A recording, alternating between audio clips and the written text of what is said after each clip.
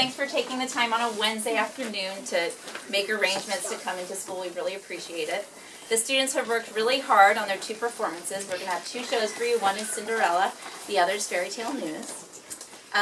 If you could silence any cell phones, we really appreciate it. Professional acting skills here. We don't want any interruptions. Happy birthday to Glicia's dad. This is like the best party ever could ask for. That's it, right? Okay, so let's start with our first performance. Our first performance is Cinderella Outgrows the Glass Slipper. In this play, Cinderella dreams not about going to the ball, but about going to school to become a veterinarian. This play twists the traditional Cinderella story. We find that Cinderella's real work comes from convincing her fairy godmothers that she knows what is best for her son.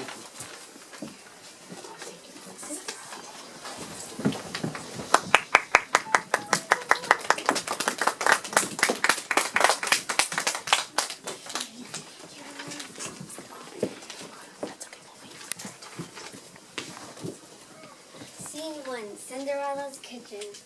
Once upon a time, there was a young woman named Cinderella who lived with her stepmother and her 2 stepsisters, Butternut and Hazelnut. Both the stepsisters and their mother treated Cinderella as if she were their maid. Every day, they forced her to scrub and polish and clean and do whatever else they wanted her to do. Despite the soft treatment, Cinderella worked cheerfully because in her heart she had a secret wish. More than anything in the world, Cinderella wanted to become a veterinarian. Ever since she was a young child, she enjoyed taking care of animals. So after she finished her chores each night, she would stay up late and mend the neighbors' shoes for money. She saved each penny so she could someday afford to follow her dream. Little did she know, however, that soon things were bound to change forever. Because one day, as Cinderella was sweeping and dreaming about her career, suddenly... Who are you? Why, dear, child, I'm your fairy godmother. I'm here to grant you your greatest wish. At last, Cinderella thought this was her chance to become a veterinarian. Great, what I'd really like to become is a... Oh, I know. You don't have to worry about a thing, dear. I got everything under control. You're going to go to the ball tomorrow where you meet a handsome prince, fall madly in love, get married, have a half a dozen kids, and live happily ever after. No, but I want... There's no need to thank me, dear. I'm just doing my job. Now I have to be off now. There's a prince who's having a hard time waking up with beauty. Not catching on you later. And so, the fairy godmother left Cinderella to sweep and clean and think about many things. To the stepsister's bedroom the next day.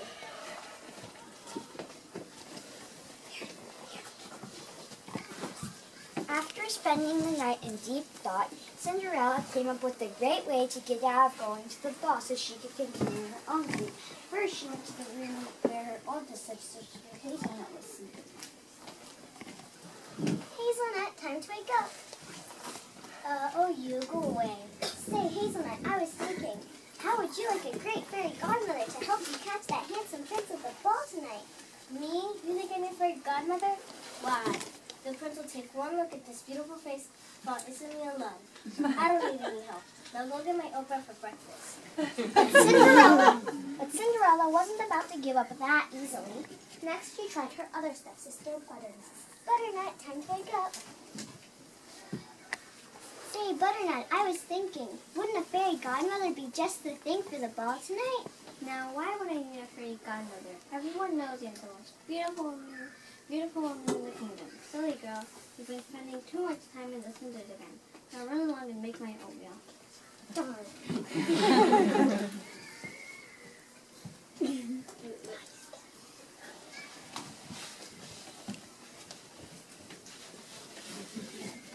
Hello, dear. How are you? Now what? Who are you? Your fairy godmother sent me. I'm one of the substitute fairies on duty tonight, but don't worry. Poor dear has a dreadful cold, but don't worry. She told me what you want. I'm on a tight schedule now, so hurry. It's after you get to get ready for the ball. I already got your phone ready. Oscar D's.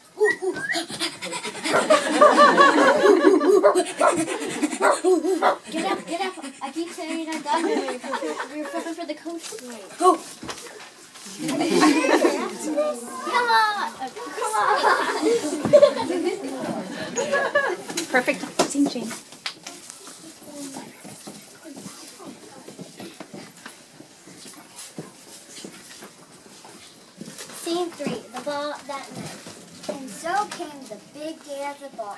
All the women in the kingdom arrived during their finest clothes to impress the prince. The substitute fairy godmother had created a beautiful new outfit for Cinderella, along with a stunning pair of glass slippers. But Cinderella refused to wear the slippers, choosing instead a pair she made herself, using leather scraps saved from her customers. If she had to go to the ball, she decided, she would at least wear comfortable shoes.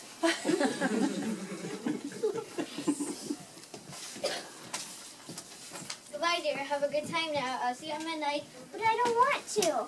Oh, hello. Introducing Miss Miserable.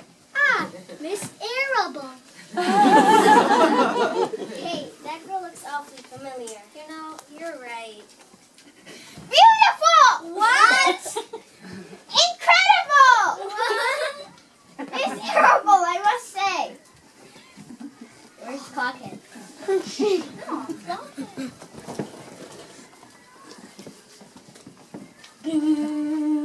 Oh gosh, midnight already? Gotta run. Now wait, it's only 10 o'clock. I must know. But it was too late. Cinderella was already well on her way home, assisted by her two trusty footmen, Oscar and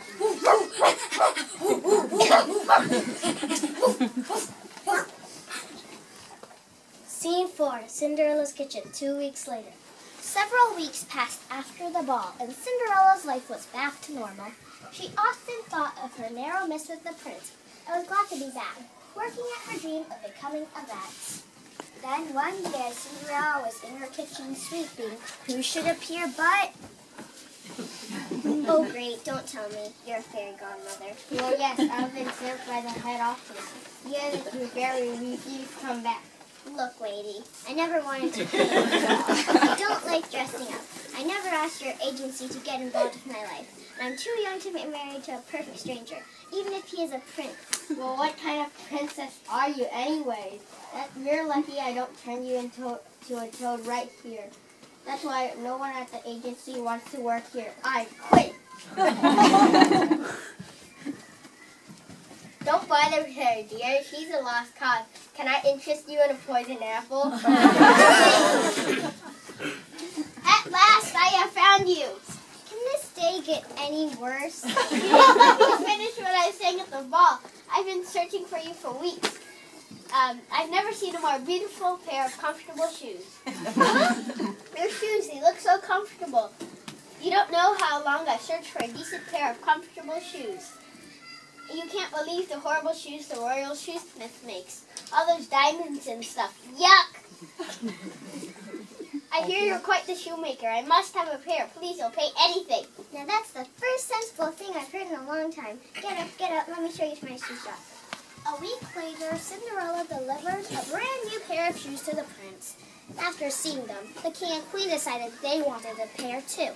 And within a month, Cinderella had enough money to leave home and go to vet school, where she passed with flying colors. As for her fairy godmothers,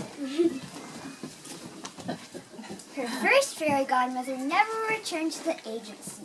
Instead, she joined the local tooth fairy union and has been happily collecting teeth ever since. The second fairy godmother was called upon by Hazelnut and Butternut to find them princes. It turned out to be a two-fairy job, and the third fairy godmother was called in from retirement to help. Both girls eventually found husbands who cooked and cleaned for them, while they sat around looking through magazines. They say, Everyone lived happily